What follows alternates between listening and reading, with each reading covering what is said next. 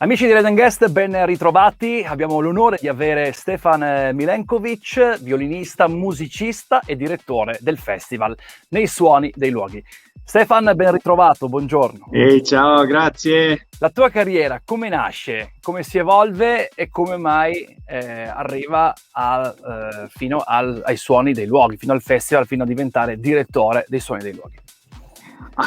Sì, diciamo un percorso tradizionale e non molto tradizionale. Ho cominciato molto presto, 3 anni a suonare il violino, i miei genitori musicisti, ho vinto i primi premi già a 6-7 anni, il primo LP a 8 anni, quindi ho cominciato a girare anche tanto per i concerti. Quindi facevo anche 100-130 concerti all'anno quando avevo 10, 11, 12 anni. Poi a un certo punto questo periodo di enfant prodige cosiddetto, perché io non mi consideravo mai così, comunque questo era finito e anche coinciso con problemi nei Balcani, le guerre, quindi abbiamo deciso di trasferirci in Italia, infatti, quindi lì ho imparato anche un po' l'italiano e ho fatto grandi competizioni violinistiche, infatti 10 in 2 anni, quando avevo 16-17 anni, e questo mi ha, dato una spinta ulteriore per andare avanti. Sono finito in America a 20 anni da solo a New York, Juilliard School, ho studiato con Dorothy DeLay e anche Isaac Perlman, quindi lì mi sono formato in questo mondo più adulto, concerti, CD, progetti, insegnamento, pedagogia era sempre parte della mia vita, e quindi a questo punto eccomi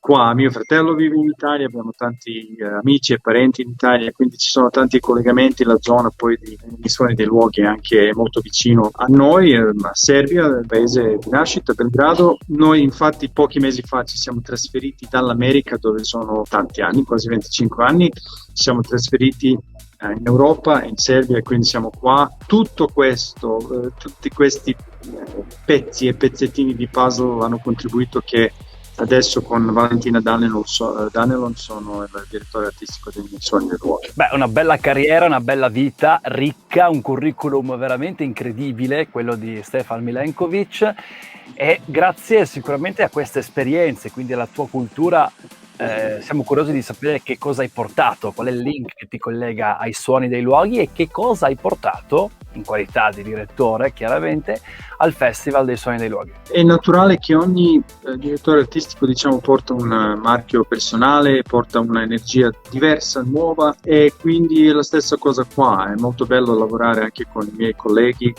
sono Valentina naturalmente, che poi è lì anche nella zona, di zona, che aiuta moltissimo, soprattutto perché io ho preso l'incarico nel 2019, fine del 2019, quindi sappiamo tutti poi nel 2020 che problemi c'erano, no?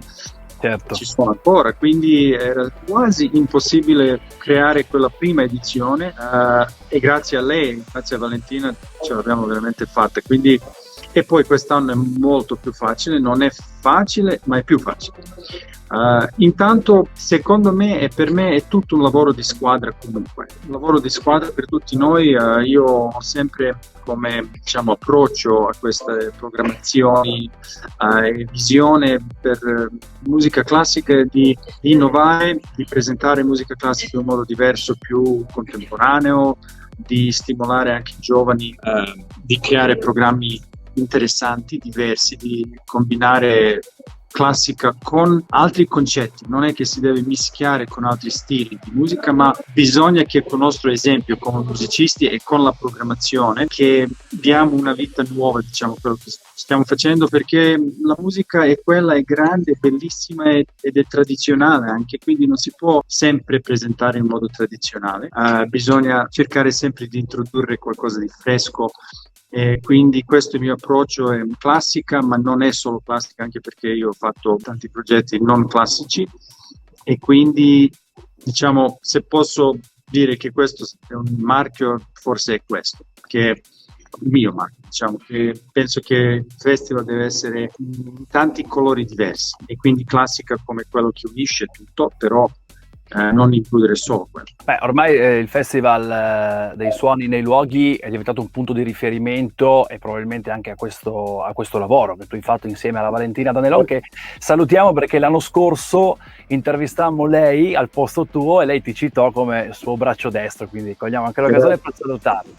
Stavamo dicendo, il Festival nei Suoni dei Luoghi è un punto di riferimento, ha come obiettivo da sempre la valorizzazione del territorio, la ricerca di location suggestive, ma ci sono nell'area mitteleuropea, quindi andiamo anche in Ungheria, ma perché no? Andiamo anche nei Balcani, nella tua Serbia, ci sono festival simili? Beh, io direi che su questa scala abbastanza grande, che questa durata, perché tanti festival estivi durano 10 giorni, 2 settimane, forse 2 mesi, non durano da giugno fino a dicembre. Questo è innanzitutto abbastanza unico. Poi questo legame molto forte con terra, con i posti, con le località bellissime, poi in tutta la zona, alcune conosciutissime e alcune non conosciute o poco conosciute. Quindi questo poi aggiunge una dimensione aggiuntiva, diciamo, a tutto e che lo rende unico, e penso forse di più di tutte queste altre cose è il fatto che offre una piattaforma molto aperta, molto generosa ai giovani musicisti di fare un provino, di mandare i propri materiali, video e proposte anche di programma, e poi noi scegliamo quelli che si presenteranno e quindi hanno un ingaggio professionale, questo che offriamo. E tutto questo, secondo me, quando si prende in considerazione, lo rende davvero unico. Io non so un altro festival che ha tutte queste cose così ampie, così sviluppate. Non credo che ci sia un altro così. Molto bene, passiamo all'edizione del 2021, partita qualche giorno fa, il 27 di giugno. Ci sono degli appuntamenti importanti, 20 sono i concerti che si sviluppano in tutta l'area molto ampia, Austria e anche la Croazia, ma ci sono anche degli appuntamenti importanti dove per esempio sei tu protagonista, tu sarai al Castello di Udine. Ci parli un po' anche delle novità dell'edizione 2021? Beh, l'apertura che è appena successa, proprio 2 giorni fa, quindi poi abbiamo solisti veneti, un grandissimo ensemble italiano di fama mondiale. Si può vedere tutto nei suoniluoghi.it, musicisti giovani, pianisti, ensemble anche, che sono fantastici e che hanno proposto anche programmi interessanti, diversi. C'è anche Enrico Bronzi che suona, che era il direttore artistico di me, quindi fa il duo con Sara Moro, che è giovane, fantastico talento giovane, e io suono con poi il 7 luglio con l'Orchestra di Friuli Venezia Giulia. C'è anche Marco Hatla che è capobanda, Marco Hatla che è un pioniere, un genio di fisarmonica dalla Slovenia, e proprio Alice che canta Battiato, che è un concerto che è già praticamente esaurito. È un bel modo di scoprire la zona e di andare ai concerti d'estate. Noi ti ringraziamo e complimenti, e soprattutto un grazie, lo dico io da parte di tutti i fans e degli appassionati, che va a te, al vostro staff tuo e di Valentina, per organizzare festival così importanti. Grazie ancora e tanti auguri e buon lavoro. Grazie a voi, ciao a tutti, ciao.